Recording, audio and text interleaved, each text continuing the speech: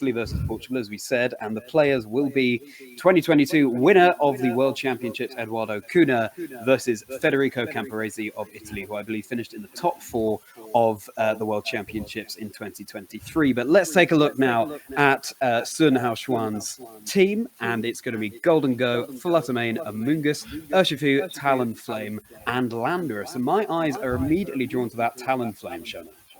Yeah, that Talonflame, bit of an unusual pick in my opinion, because if you think of a Pokemon to set up, priority speed control like Tailwind, you would think that you would opt for something like a Tornadus, obviously. And Talonflame does not always keep that priority. It gets to set that Tailwind, since once it loses just 1 HP, it'll lose that Gale Wings ability. So, even the Life Orb here is an interesting pick, and I'm excited to see, and what kind of role it'll play in this team coming up. But I do also want to mention a few of these accomplishments here from Sun Hao's side. 2023 national champion, 2029 special event champion, 28. Also one top 8 and one top 4 accomplishment at regional and an open. But let's also take a look here at Cedric Muccioli, playing the Ogerpon Water type, Fluttermane, King Gambit, Iron Hands, Chi-Yu, and Landorus. And Ogerpon is one of those new Pokemon that came out with the new DLC. And, it does come in 4 different typings, but I feel like the ones that are the most popular right now are that Fire type and the Water type. Fire type more of an offensive pick, over the Water type more of a defensive supporter with that Follow Me option, of course. Seeing as, something like Urshifu Water is still running around quite a bit, and Ogerpon does get access to that Water Absorb ability, Redirection with Water Absorb really, really counters those Water type Urshifus running around. Fluttermane, of course, still the most popular Pokemon, with the highest usage, although that usage has dropped just a little bit in this meta. King Gambit, of course, my favorite Pokemon still to play in Scarlet and Violet, especially with the Swords Dance Black Glasses setup. Iron Hands, of course, again, just one of the best Pokemon out there to play. Great tank, great support with that Fake Out. That can also, of course, dish out a lot of damage with a Wild Charge, take out pretty much any Fluttermane with a Heavy Slam, and Drain Punch, of course, helps it stay alive as long as possible. And Landorus, of course, has been around since 2013, and it continues to stay one of the most used Pokemon in VGC. The Chi-Yu here with choice specs is, probably one of the best partners comboed with that booster main Fluttermane. The Chi-Yu Fluttermane combo is something that I think everybody has to be prepared for when they are preparing for a tournament.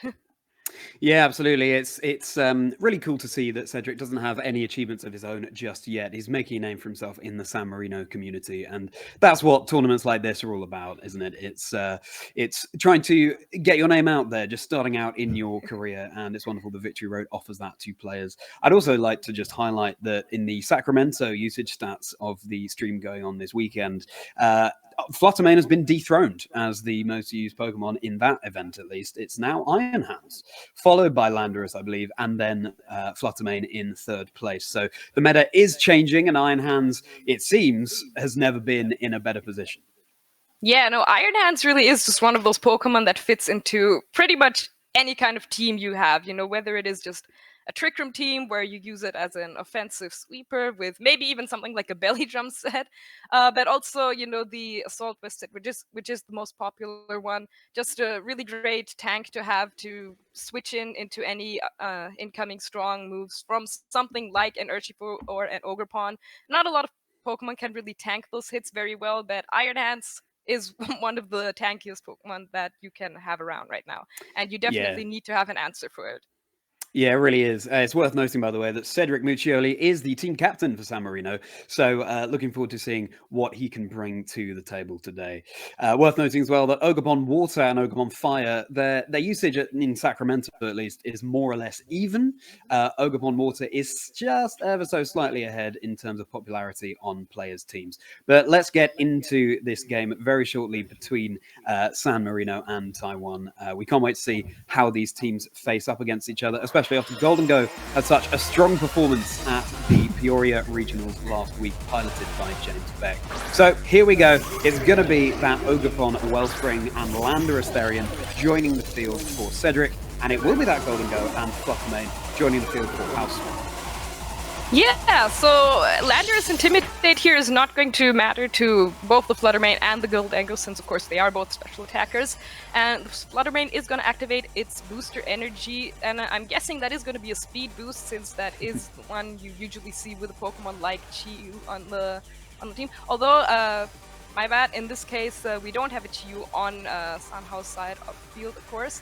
But this Ogerpon and Landorus here, obviously, this Goldango probably wants to really set up a nasty plot before it starts dealing some damage, but it does have to respect that Landorus on the field.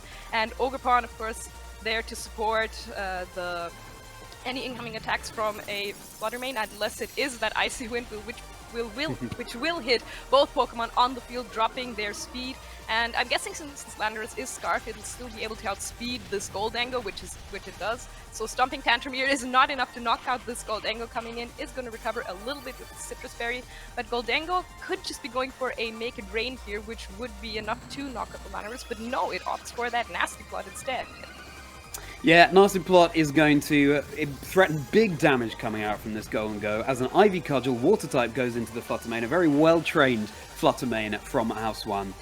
It was able to survive that with just 13 HP. Landorus, of course, took a doubly super effective hit with the Icy Wind being a part ground and flying type, so it's already on incredibly low health. But Landorus can be seen as just an Intimidate bot, so to speak. That could be cycled out and brought back in, and that Intimidate would still have full effect despite being on such low health. So only the Ogerpon on the field at the moment is looking particularly healthy.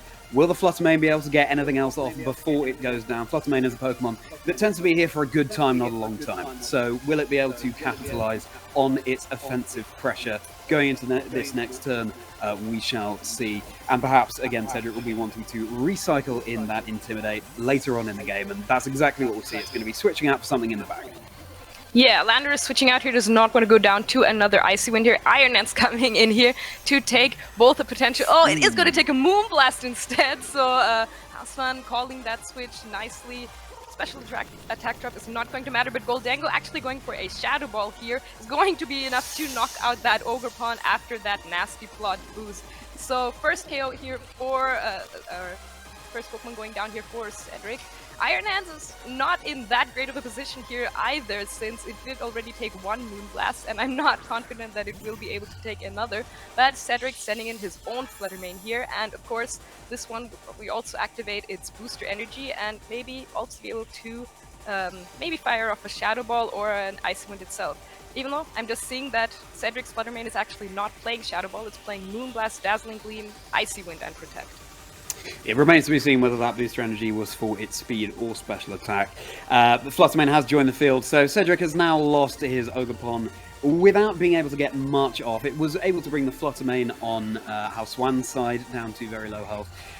But that was it, and of course Cedric would have wanted to capitalize slightly more off his Ogerpon on the field there. But as things stand, he now has Iron Hands and Fluttermane ready to deal out a fake out or indeed big pressure from the Fluttermane. Golden Go is very nicely set up for Hao-hsuan. Will it be able to get much damage off before it goes down, it being on low health as well? We'll have to see as we go into this next turn.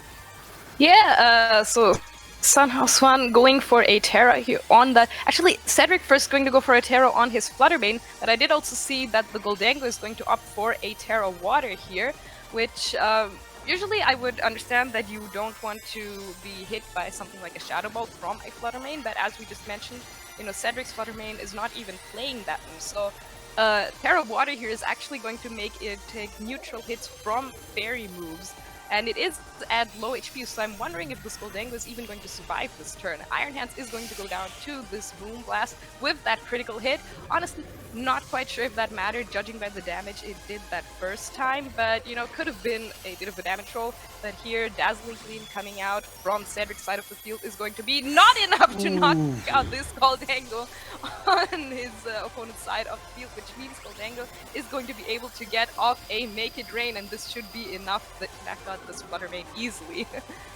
Wow, what a game of knockouts. It's Pokemon dropping left, right, and center. And of course, yes, that was a super effective hit with Make It Rain into Cedric's Fluttermane. Golden Go surviving on 4 HP there. An absolutely clutch survival. Of course, Hao-hsuan had the Pokemon advantage anyway. He had more Pokemon available to him who had not yet been knocked out. And now I'm very excited that he's just selected his Talonflame to join the field as Landorus comes back out to Cedric. It's on very low health, and I don't think it's going to be able to bring this one back for Cedric. Very unfortunately, of course, Talonflame here is on full health. It will have priority with its Tailwind, and it will be able to threaten big damage into the Landorus as well. So even though Golden Go is on such low health, Hao-hsuan has his Urshifu in the back. Landorus does not enjoy going up against it, but Cedric's playing out the turn, Brave Bird into the Landorus, and down it goes. So a fairly decisive victory for Hao-hsuan there. Yeah, very nicely played there for Hao-hsuan's side. You know, that Talonflame coming in was able to finish off that Landorus since it does have that Gale. But we do have game 2 ready, so why don't we get into this now and see how Cedric is able to adapt his gameplay coming into game 2 to fly the flag for San Marino. Will he be able to slow down the pace? Let's take a look as we get into game 2 very shortly indeed. Yeah, and I'd maybe even be, of course, I'd be happy to see a King Gambit on Cedric's side of the field, but it is a little bit of a difficult Pokemon to play here with that Dark-type Urshifu threatening it. But other than that, I think its matchup here wouldn't even be that terrible. We are going to see Urshifu Talonflame lead here for Hao-hsuan, and of course Landorus and Iron Hands on Cedric's side of the field. And you know, Urshifu, of course, can go for a Wicked Blow, which will always land a critical hit, but that is not going to do a lot to the Iron Hands here. So the Intimidate here in Urshifu might not be that bad to have. Yeah, I think for me that's another reason why it's quite difficult to bring King Gambit in this position, because yeah, you have a Pokemon like Urshifu or indeed Iron Hands, and it can't deal a huge amount of damage with a Dark type move to the Iron Hands, at least. That, I always find, is a wall to any King Gambit I intend to play. It's interesting to see this switch up as Landorus has got much more out of its Intimidate this time, dropping the offensive stats of Talonflame and Urshifu on Hao-hsuan's side of the field. Now, Fake Out may be able to deny a Tailwind, but in fact, it's that Talonflame withdrawing for Hao-hsuan in favor of another Pokemon coming in from the back. It's going to be that Fluttermane. So yeah, obviously here, Talonflame switching out because it does not want to take a Fake Out from that Iron Hands, and actually a double switch coming out here, so both Talonflame and Urshifu leaving this side of the field for his own Landorus and Fluttermane, which I think I like this position a lot better here, especially since if Iron Hands does go for a Fake Out, it won't be doing anything this turn. Yeah, there it is, so into the Fluttermane, not going to do any damage, as Cedric actually goes for a U-turn onto the enemy Landorus, which means that he can bring it back in later to fire off another Intimidate. So although Hao-hsuan is not going to be able to attack here this turn since he did go for a double switch, this position, I think right now, depending on what comes in here on Cedric's side of the field, doesn't look too bad. And it's going to be the Wellspring Ogerpon coming in for Cedric here. So perhaps Cedric now feeling that Ogerpon is in a safer position to do what it does best rather than being knocked out so soon. Fluttermane and Landorus on Hao-hsuan's side of the field, threatening some heavy offensive pressure here. Landorus, of course, can be relatively bulky as well as having a very strong physical attack stat. And that Iron Hands on Cedric's side of the field needs to be a little bit worried about the damage it might be able to get out. But Cedric with his Ogerpon here, especially if it gets a special defense boost from using the Terror, may just be able to survive the turn and deal some big damage back to Hao-hsuan. Yeah, both the Iron Hands does have to respect a double up here from something like a Stomping Tantrum and Moonblast, but that is exactly why this Ogerpon could be going for a Follow Me this turn to redirect those attacks, because the Iron Hands, of course, does have the potential to go for a Heavy Slam into the Fluttermane as well. So yeah, Moonblast Stomping Tantrum is going to do just over half HP to this Ogerpon, as the Heavy Slam is not going to be able to knock out Hao-hsuan's Fluttermane. The invisible Focus Sash coming in strong there after that Intimidate from the Landorus.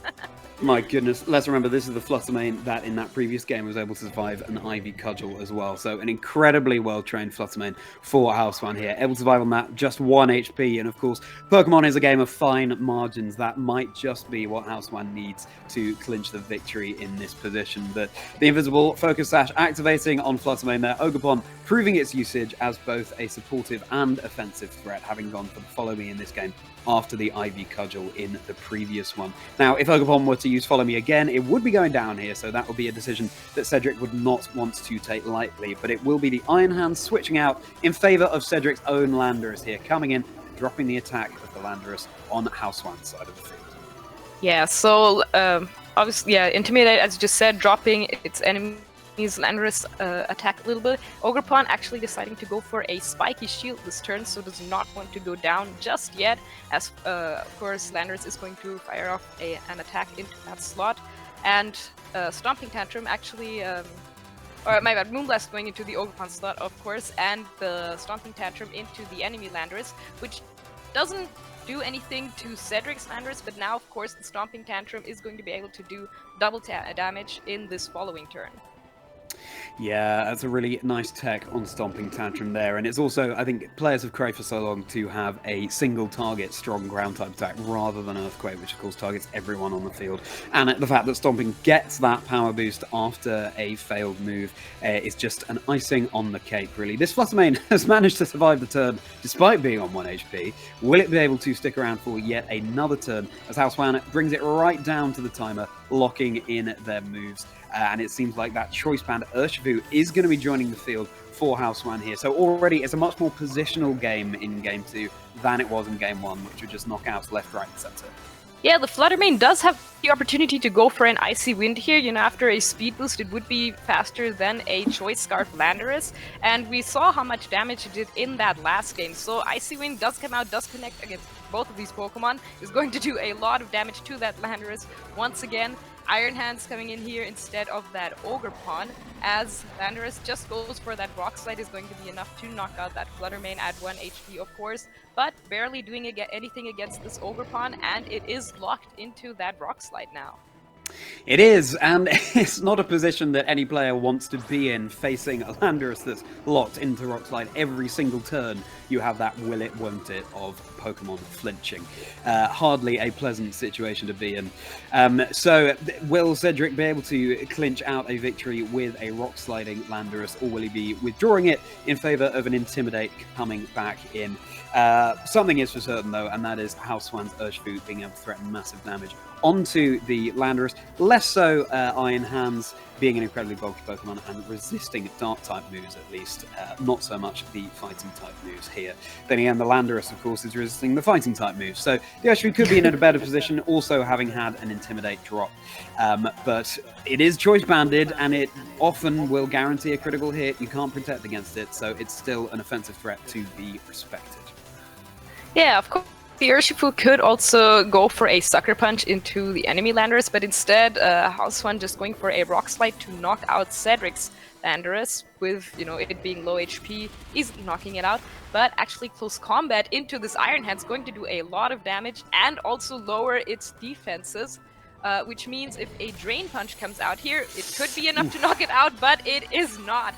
And Iron Hands here is going to recover a little bit of health, but that is probably not going to be enough to survive another close combat from this choice band Urshifu.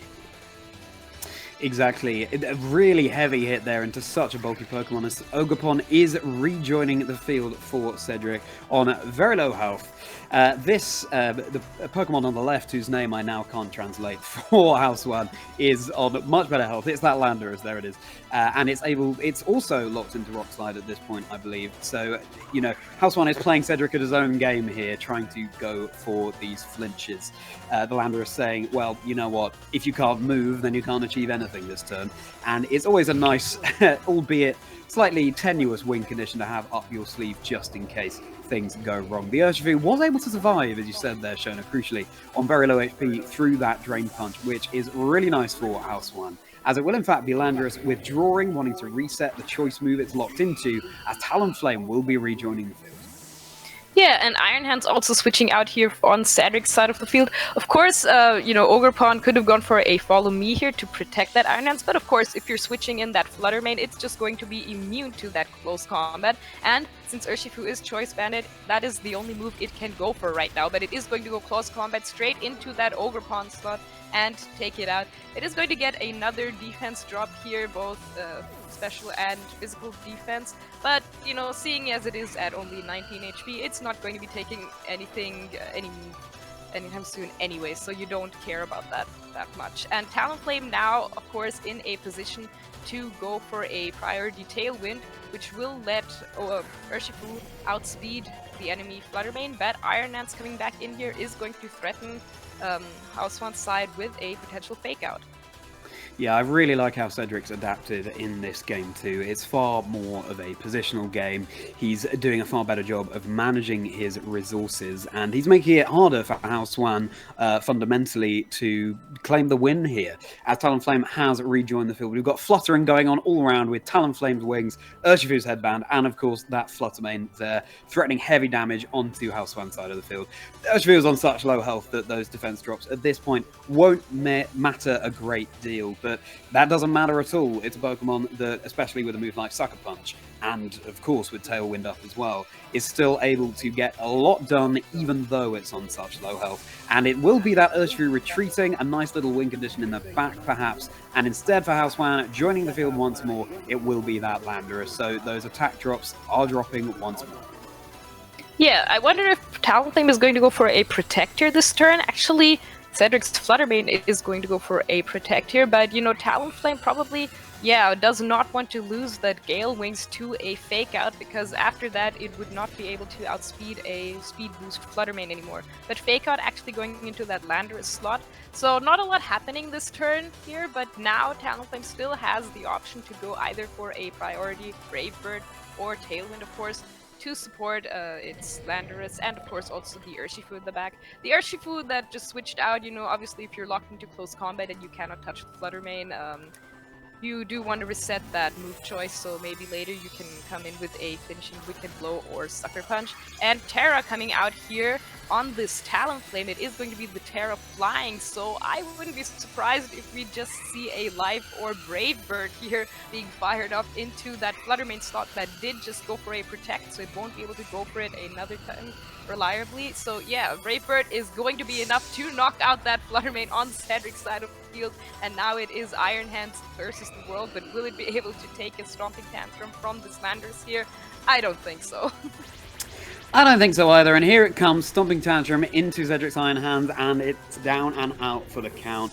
It's a really nice thing, the Gale Wings ability on Talonflame, because of course any flying type move, becomes priority. So that could be Tailwind, or it could be an offensive move like Brave Bird.